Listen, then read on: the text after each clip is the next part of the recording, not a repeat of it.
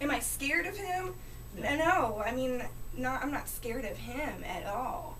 I'm unhappy with him, very much so.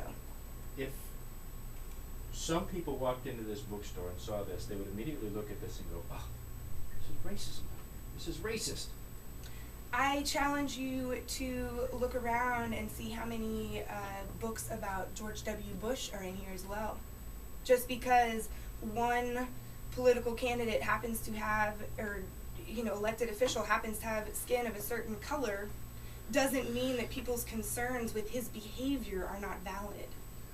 What scares people about some in this various movement, which is not a unified movement by any chance, is military training, defense of owning guns, lots of ammunition, preparing for disaster, preparing for survival.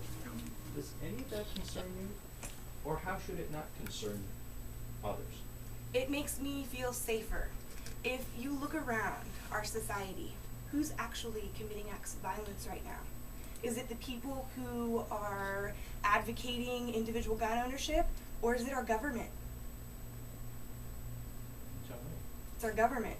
And I challenge you to get on YouTube and to just search police brutality, especially since tasers came around. It's quite disgusting. There are people, mothers getting tased in front of their children because an officer thought the woman was using a cell phone. There are children being tased in schools, 11-year-olds. We have a very, very serious problem right now in our country with our government abusing not only our citizens, but people all across the globe. What do you think is the end game of the fusion centers? Total information awareness, quite frankly. I think that the fusion centers were designed with the intent of collecting data on everything possible. I think that it's not necessarily done with nefarious intentions. I think that some people really believe that by collecting all this information, they'll be able to predict future crimes and be able to prevent them.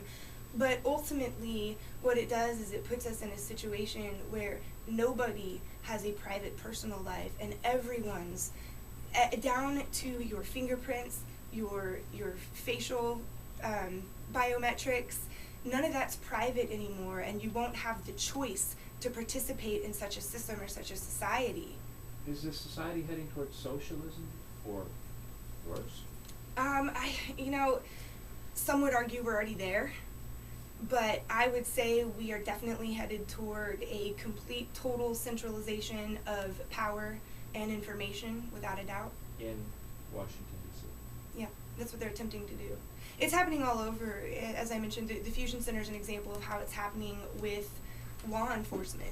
It's also happening with our electoral branches. Right now, there's sort of a 10th Amendment revolution happening, if you will, where states all over the country are stepping up and saying, you know what, federal government, no, I don't think so. We're not going to participate in this unfunded mandate or even funded mandate. Or no, we're not going to take your resources anymore voluntarily. So it's happening on many levels, whether it be in law enforcement, whether it be with information, whether it be with your actual electoral government.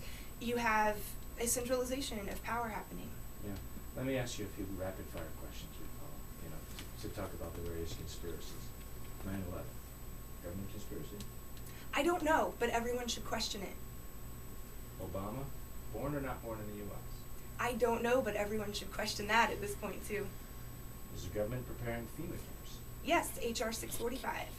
You believe to intern U.S. citizens? I don't know. I hope not. But because DHS is profiling people like me as right-wing extremists for espousing views that they consider radical because I believe in a decentralization of power, they may be. Historically... You really think you potentially become a political prisoner in this country? It's happened before. World War II. And right now, the route our country is going down, they are profiling people like me. Now, the MIAC report in Missouri that was released this time last year that said people who voted for Ron Paul, Bob Barr, Chuck Baldwin, people who are members of Campaign for Liberty should all be considered potentially radical violent militia members, that was retracted. But the fact of the matter is, that still went out to all law enforcement in Missouri and surrounding communities. The DHS right-wing extremism report has not been retracted. So if they're going to be profiling people as potential terrorists, and they're going to be building no fewer than 6 long-term internment camps, if HR 645 is passed into law that calls for long-term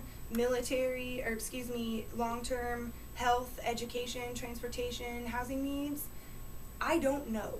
But right now, I don't like the direction this is heading, and I want to prevent that. Come here, because I now see another book. Is this the direction? I don't know. But it sounds like what you're describing. Possibly. It's sad, isn't it? Caesar Chavez book. You good? No, I got a couple of questions. All right, let's come back to the light. Go into the light. You guys want to me to ask anything you're not hearing? Is there something we're missing before we go into my thing?